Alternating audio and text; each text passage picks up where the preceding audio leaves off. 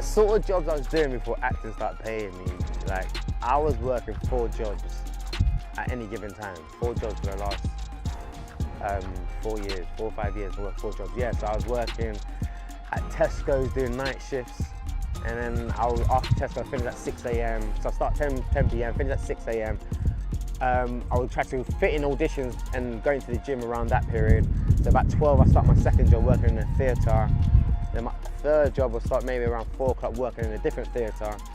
And I was also like doing like, I've done everything, bro, like door-to-door sales, I've done waitering, I've done shopping back, I've done customer service, I've done everything, bro. Even walking with old people across the street, I've done everything I can do to support myself, and it's always been a mission of mine to never like go on job seekers. Like, I'm not saying there's anything wrong with it, but I've always wanted to feel uncomfortable to the point where I have to survive.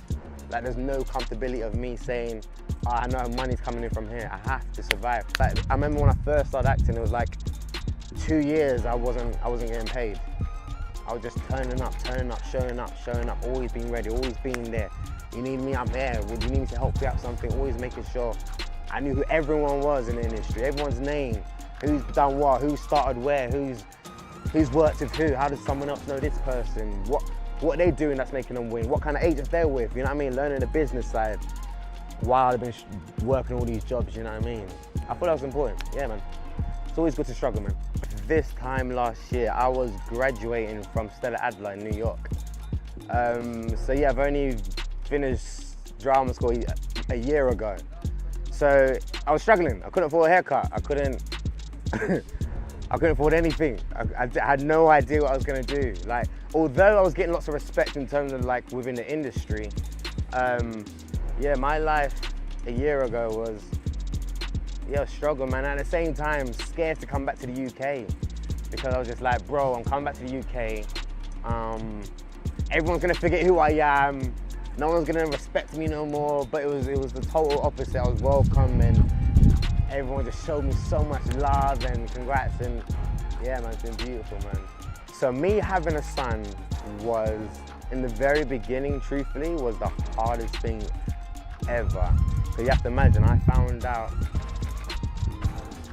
just like before New York, right? So imagine just before New York, and it was such a huge decision whether to go, whether to stay, and how to make it work. But at that very point, like, I realized that it was bigger than me. Me going to New York was bigger than me. Like, it's always been a dream of mine to, like, I've always said, like, aspire to inspire before you expire.